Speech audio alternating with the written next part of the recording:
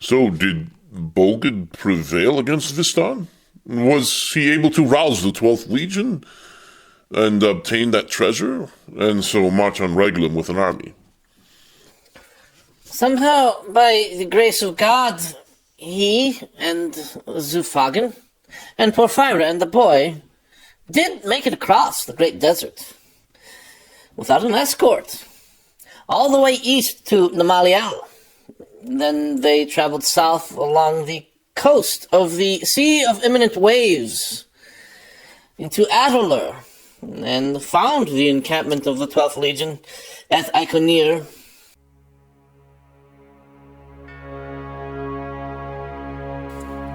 Bolgad, with his powers of persuasion, was easily able to convince the centurions and tribunes of his plans to restore the Republic by funding an army with the legendary treasure hoard of Hermias the Conqueror, which was hidden on the Isle of Harpies in the Sea of Imminent Waves.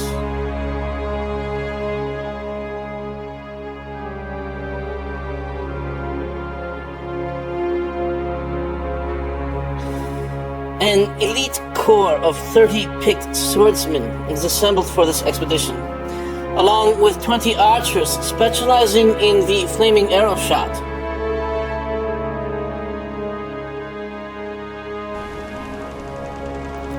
Using local fishermen's boats, Bolgad, Zufagen, and his team embarked one foggy morning for the mysterious and accursed isle.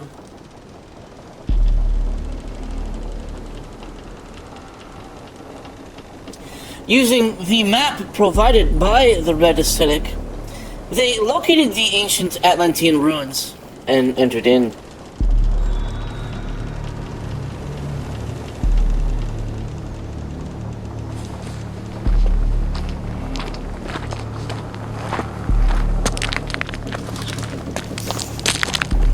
The fog dissipated as they approached the ruins, and a foul stench arose that the men had to cover their nose and mouth with their hands in order just to breathe, for it was so bad. Some men even began to choke somewhat, but they kept on going, and they went into these ruins, which were dark, and there was a need of torches because some of these temples were still standing.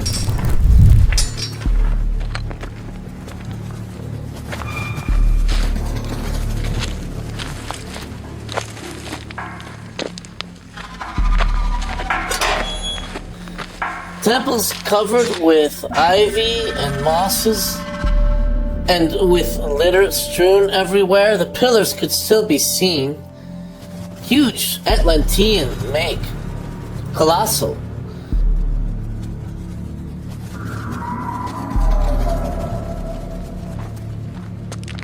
As soon as they had entered into the temple of some strange Atlantean deity that is now thankfully forgotten, they suddenly found that the stench was replaced by the most delightful smell of paradisial flowers.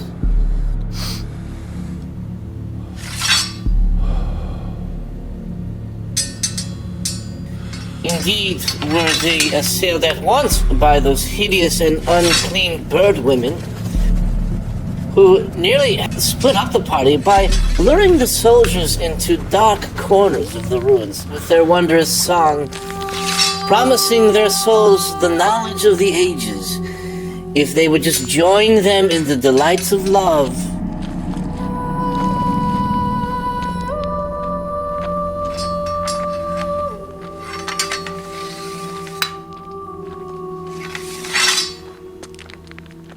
Even Bolgad, stalwart hero that he had become, paused for a moment and questioned.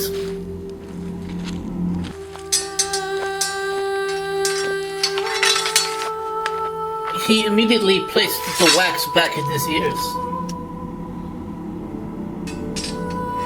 The Harpies even positioned themselves in the shadows, so that the men who had spent years in the desert without the slightest hint of a woman, might only see their alluring neck and bosoms, their flashing eyes, and voluptuous lips. Not how those neck and bosoms were joined to the monstrous and vile bird feet from hell.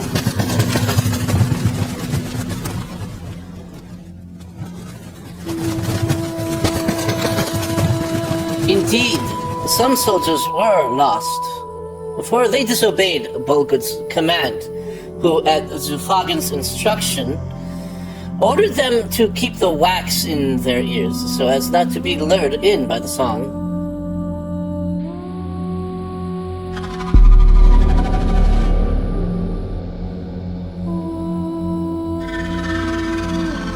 Even the tribune Tarsicus, who should have known better, as he was searching through the area of ruins with his squadron, told them that he must meet the singer of that wondrous song he was hearing.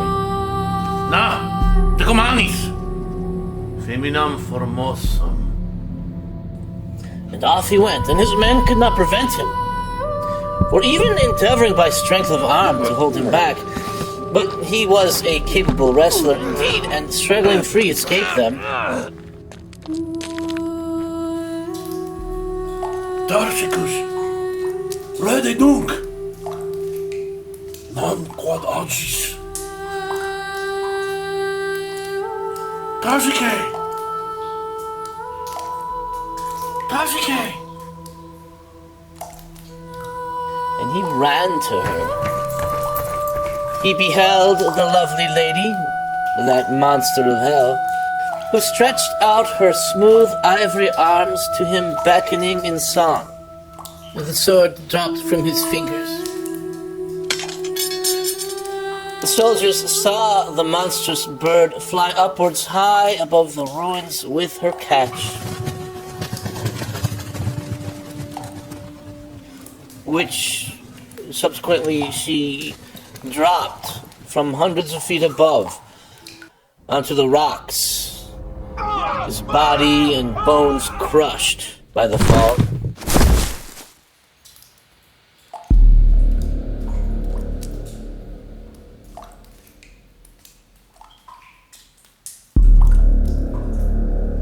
And then the monster flew down to the corpse to have her feast.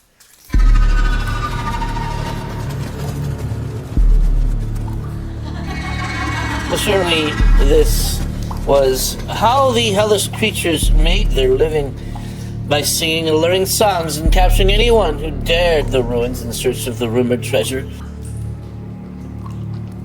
And indeed, there had been many, for it soon became apparent that the innumerable whitened bones strewn about the ruins and rocks were human bones.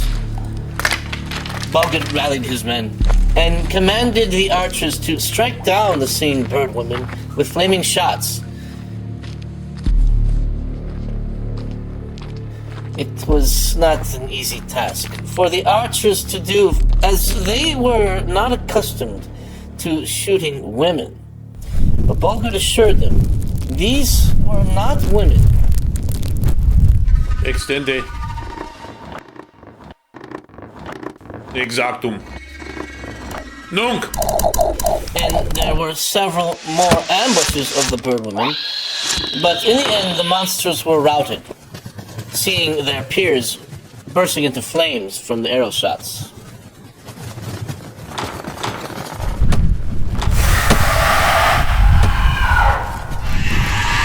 And so did the search go on.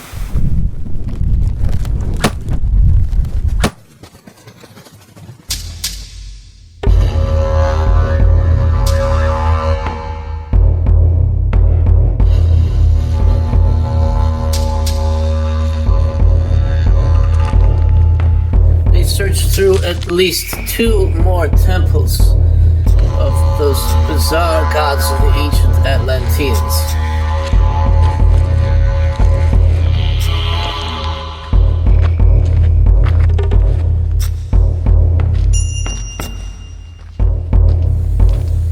And these temple complexes were quite elaborate. And finally, they came across the trap-laden entrance to the treasury in which Hermias' great hoard had been stashed. Fortunately, Zulfagan was a scholar in ancient Atlantean trap mechanisms. This spike trap is rather complex, my lord. Allow me.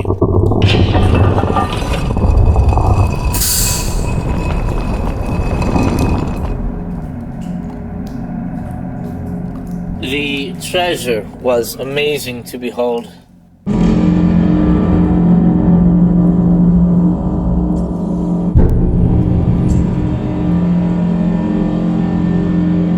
Hermias the Conqueror in days of old had gathered many great gifts of tribute from the various nations that he had conquered. And the ancient silver and gold coin was piled high. Innumerable chrysits.